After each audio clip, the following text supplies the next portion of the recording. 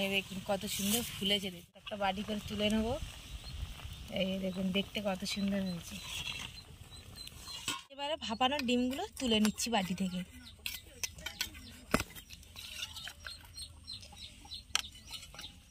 আমি এই 4টে ডিম দিয়েই পুচকারি বানাবো। নমস্কার বন্ধুরা, সুধা ভিলেজ ব্লগে আপনাদের সবাইকে স্বাগত।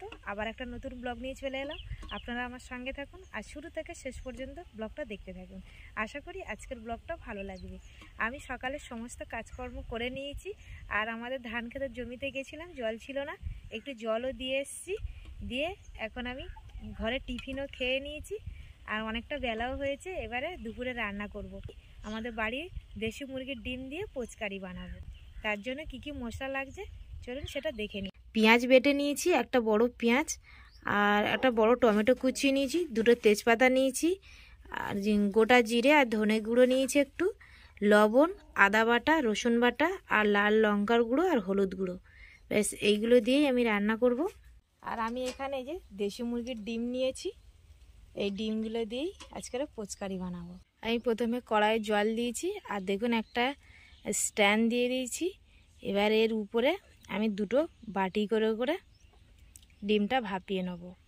আর আমি একই সাইজের এই দুটো বাটি নিয়েছি, এই বাটিতেই দুটো দুটো করে ডিমের পোচ দিয়ে আমি ভাপিয়ে নেব।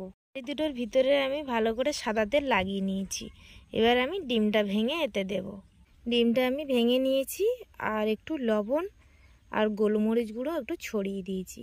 এবারে আমি জলে বসিয়ে দেবো। আমি উনুনটা ধরিয়ে নিয়েছি আর আমি 2 মিনিট ভাপিয়ে নেবো ডিমটা। দেখুন ডিমের পোচটা ভাপিয়ে নিয়েছি আর কত সুন্দর দেখতে লাগছে আর এই যে ফুলেও উঠেছে।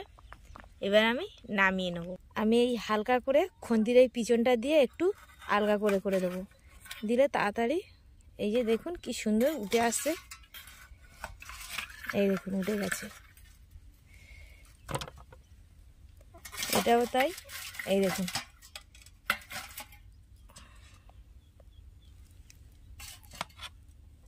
আমি বাটিতে একইভাবে তেল লাগিয়ে নিয়েছি। এবার আমি ডিম ভেঙে দিয়ে দেবো।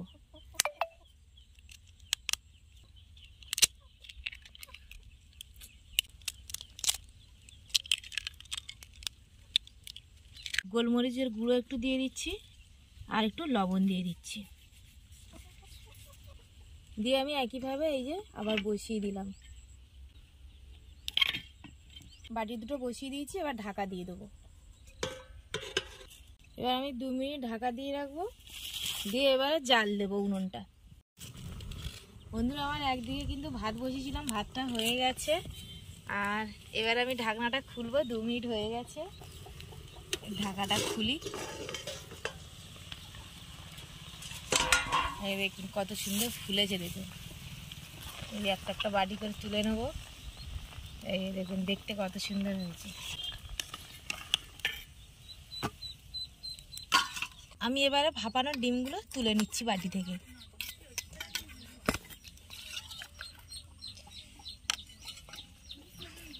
এটাও তাই, একইভাবে তুলে নেব।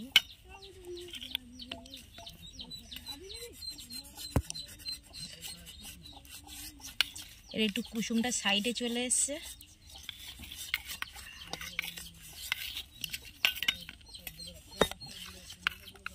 একটু ভেঙে গেছে।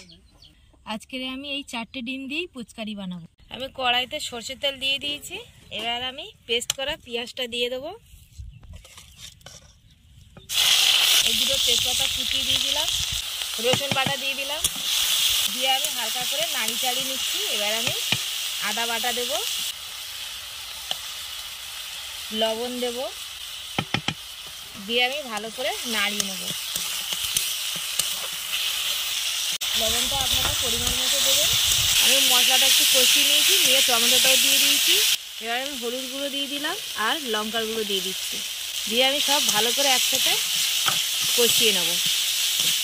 দেখুন আমার মশলাটা একদম ভালো করে কষিয়ে নিয়েছি আর এই যে মশলা থেকে তেল ছাড়ছে। এবার আমি জল দিয়ে দেবো। শেষে আমি এই জিরে আর ধনে গুঁড়োটা দিয়ে দিচ্ছি, দিয়ে এবার কিছুক্ষণ আমি নাড়িয়ে জল দিয়ে দেবো।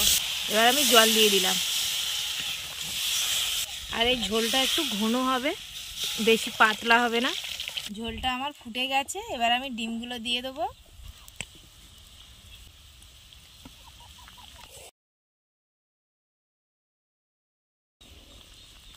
এবার আমি আর একটু ফুটিয়ে নেবো, নিয়ে নামিয়ে নেবো। আমি ডিমটা দিয়ে একটু ঝোলটা ফুটিয়ে নিয়েছি আর উপর থেকে একটু ধনেপাতা ছড়িয়ে দিচ্ছি।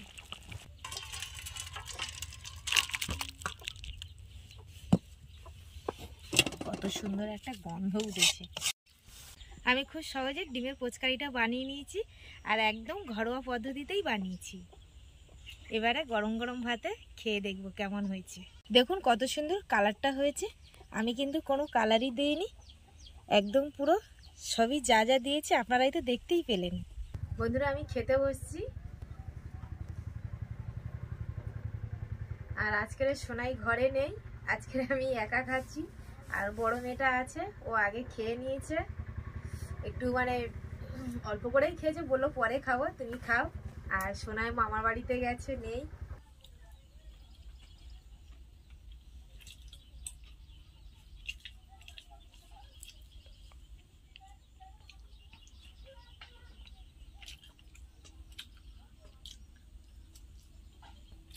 দারুণ হয়েছে বন্ধুরা, আপনারা কিন্তু চাইলে বাড়িতে এইভাবে কিন্তু বানাতে পারেন। আর আমি কিন্তু খুব সহজভাবেই কিন্তু রান্নাটা করেছি।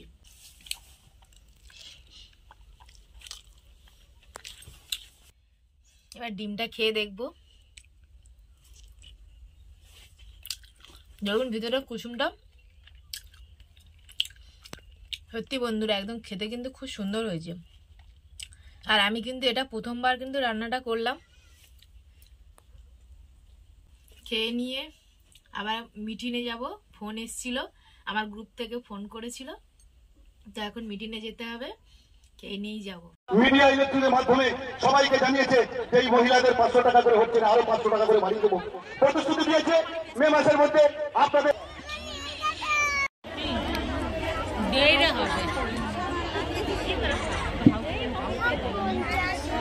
সবাই একটু বসে বলো, সামনে টি টেবিলটা সরিয়ে।